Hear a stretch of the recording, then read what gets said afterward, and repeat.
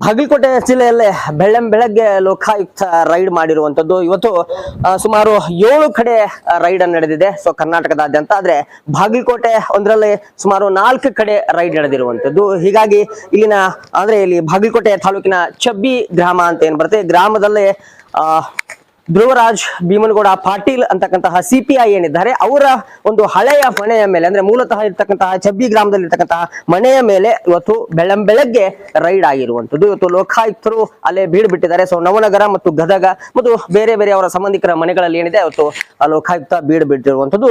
ಒಂದಿಷ್ಟು ಸಂಪತ್ತನ್ನ ಇವತ್ತು ಅವರು ತಮ್ಮ ವಶಕ್ಕೆ ಪಡೆದುಕೊಳ್ಳುವಂತಹ ಹಂತದಲ್ಲಿದ್ದಾರೆ. ಹಾಗೆ ತಲ್ಲಿರ್ತಕ್ಕಂತಹ ಬಂಗಾರವನ್ನ ತೂಕವನ್ನ ಹಾಕುವಂತಹ ಲೆಕ್ಕಕ್ಕೆ ಇವತ್ತು ಹೋಗ್ತಾ ಇದ್ದಾರೆ. ಸೊ ಬೆಳಗ್ಗೆ ಸುಮಾರು 4 ಗಂಟೆಯಿಂದ ಹಿಡಿದುಕೊಂಡು ಇಲ್ಲಿವರೆಗೂ ಲೋಕಾಯುಕ್ತ ಅವರ ಮನೆಯಲ್ಲಿ ಬೀಡುಬಿಟ್ಟಿದ್ದಾರೆ.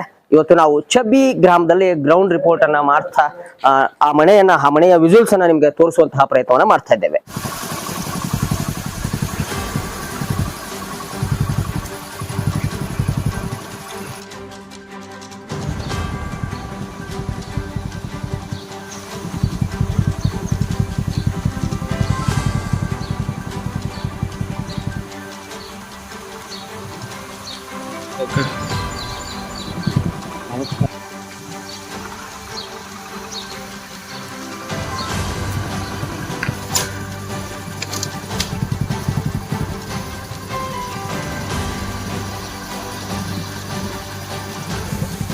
ನಡೆದ ತಕ್ಷಣ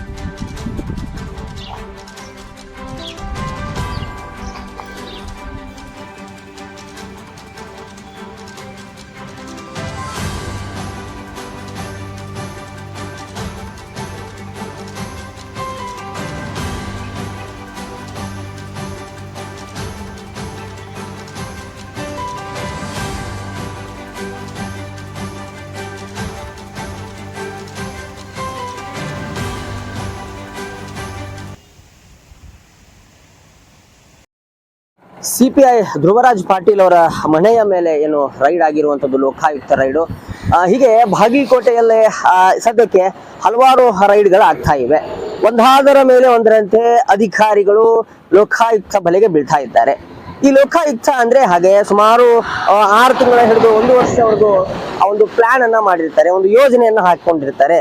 ಈ ಒಬ್ಬ ಅಧಿಕಾರಿ ಭ್ರಷ್ಟನಾಗಿದ್ರೆ ಎಲ್ಲೆಲ್ಲಿ ಹೋಗ್ತಾನೆ, ಯಾರ್ಯಾರ ಮನೆಗಳಿಗೆ ಹೋಗ್ತಾನೆ, ಅಥವಾ ಆತ ಎಲ್ಲೆಲ್ಲಿ ಟ್ರಾನ್ಸಾಕ್ಷನ್ ಗಳನ್ನ ಮಾಡ್ತಾನೆ ಅನ್ನುವಂತಹ ಒಂದು ಮಾಹಿತಿಯನ್ನ ಲೋಕಾಯುಕ್ತ ಕಲೆ ಹಾಕಿಕೊಂಡಿರುತ್ತೆ. ಹಾಗೆ ಲೋಕಾಯುಕ್ತ ಯಾವುದೇ ಒಂದು ಹಿಂಟ್ ಅನ್ನ ಅಥವಾ ಮಾಹಿತಿಯನ್ನ ಬೇರೊಬ್ಬರಿಗೆ ಕೊಡದೇನೆ ಒಂದು ಜಾಲವನ್ನ ಬೆಸೆದಿರುತ್ತೆ. ಹಾಗೆ ಆ ಜಾಲದಲ್ಲಿ ಸಿಕ್ಕಿ ಹಾಕಿಕೊಳ್ಳುವಂತೆ ಮಾಡುತ್ತೆ.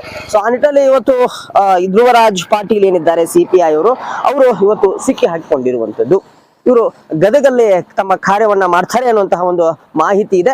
ಹಾಗೆ ಈಗ ನೀವೇ ನೋಡ್ತಾ ಇದ್ದೀರಿ, ಈ ಮನೆ ಏನಿದೆ ಈ ಮನೆ ಒಂದು ಹಳೆಯದಾಗಿರ್ತಕ್ಕಂತಹ ಮನೆ. ಅಂದ್ರೆ ಈಗ ಇನೋವೇಷನ್ ಮಾಡಿದ್ದಾರೆ, ಆದ್ರೆ ಮೂಲತಃ ಮನೆ ಇದು. ಈ ಚಬ್ಬಿ ಗ್ರಾಮ ಏನಿದೆ ಮೂಲತಃ ಅವರ ಒಂದು ಹುಟ್ಟೂರು.